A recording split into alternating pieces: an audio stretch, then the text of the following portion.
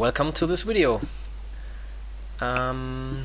Let's play the classical way, so c4, and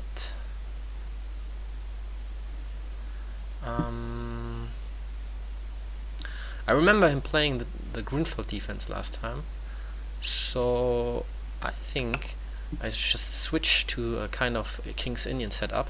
I mean, if he plays now d5, I will take here the pawn. A nice idea is to play e5 here. Okay, here we have we just turn the whole game into the King's Indian.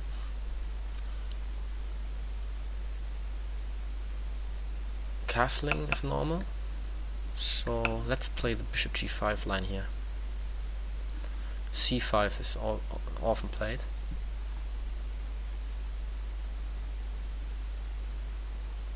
And here we can choose either to castle long later and attack here on the king side, or we just castle short and play on the queen side. So white has many options here. He can also play very positionally.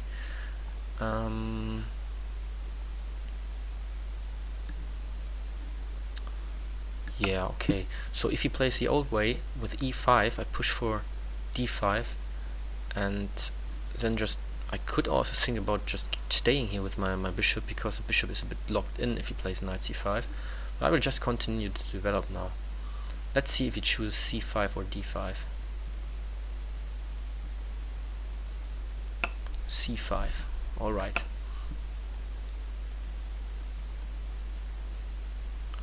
So the e5 square is very nice now for the black knights. He could already jump to e5 and try to provoke me to play in a certain time f4, but this is all is bit tricky, the whole thing, because I will weaken my pawn on e4 also. So here I just keep developing.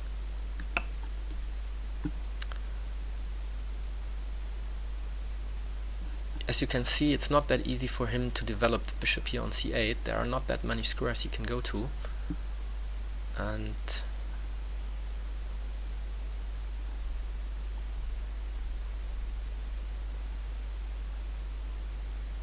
yeah, normally you could also try something like a6 and b5. Okay, he just gets rid of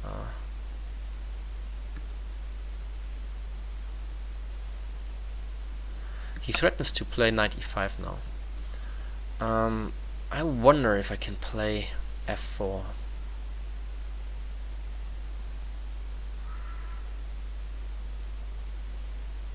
I think I will do this, just to keep control over e5, because e5 is really a very nice square for this knight.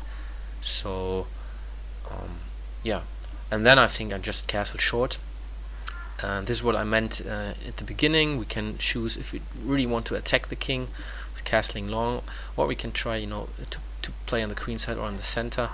And this with castling short. Now I will just play in the center, very likely.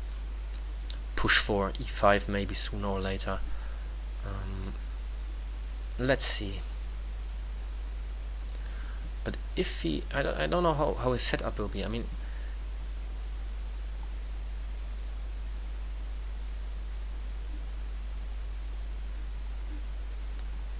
a6 and b5, so he needs to prepare it with rook b8, and then normally the knight would have been better here on f6, so that the bishop on d7 can support the b5 push. h6, okay. I think this is a bit strange.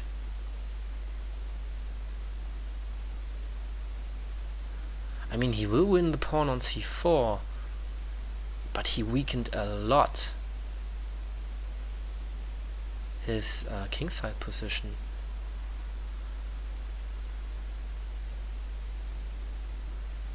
Taking here,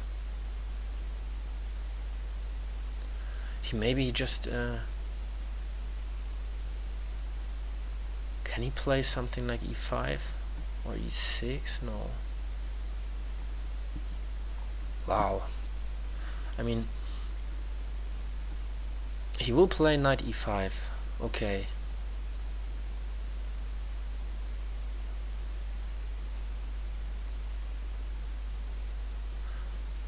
But what happens after queen g3? Maybe knight f4, knight h5. There's a lot of pressure against his king here. Yeah, I don't believe this. So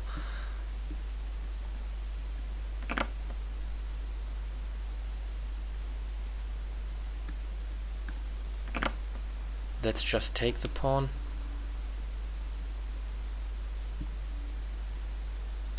Now knight e5, I guess. I mean, otherwise the whole sequence wouldn't make that much sense. Yes. Okay.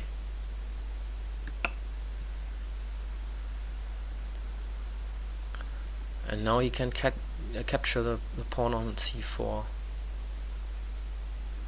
But I mean, I'm already threatening bishop h6.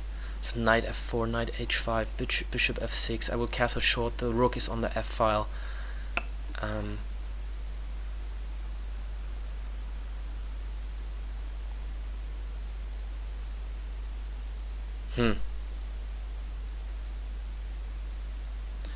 Maybe, okay, knight h6, bishop h6, rook f7, and I'm a bit late.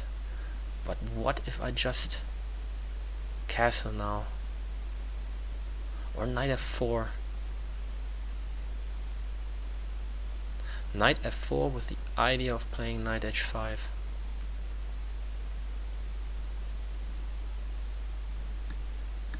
Yeah, let's do this.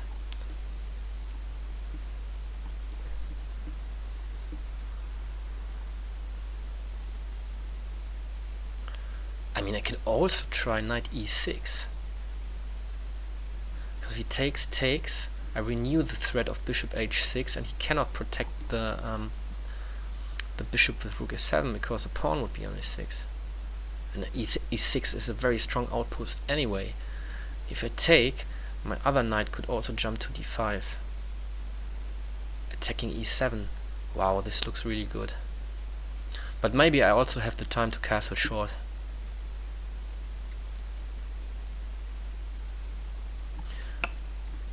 Yes, queen.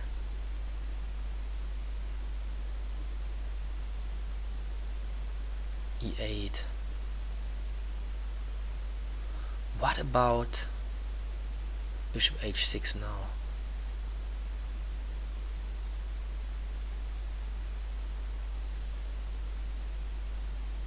Okay, at the moment nothing is really threatening, so I will castle. Just to bring over bring my rook into the game here as well. And okay, this doesn't it is not important here at all. So the pawn. So what first? Knight e6? No, I think bishop h6 first. Then knight e6. And then rook f5. Or first knight e6. I mean, he can play maybe the queen to h5, which is not what I want to. Oh, I need to hurry up, just 40 seconds. This is a bit pity, because here in this type of game, I think it would be nice to have a bit more time. But I mean, I threaten knight h5 here anyway, right? So what about knight h5 now? Knight h5.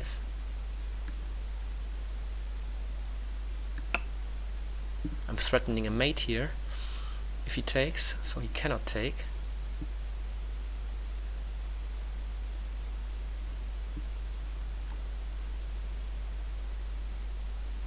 And otherwise I just take with my knight here.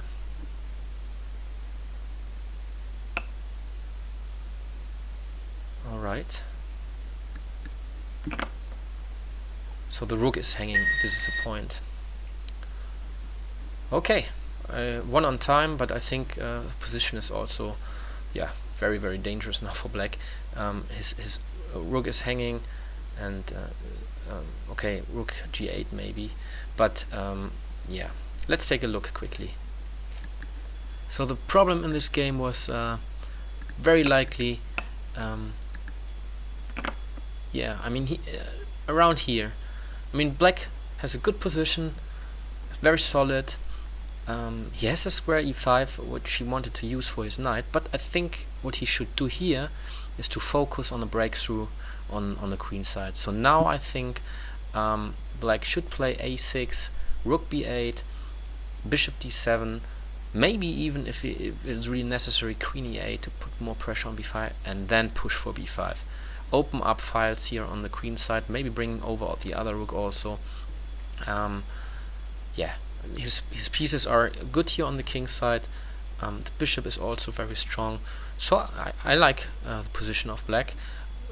Knight e7 is a bit slow, but not bad, because he also attacks or threatens e5. But after f4, I'm not that sure, because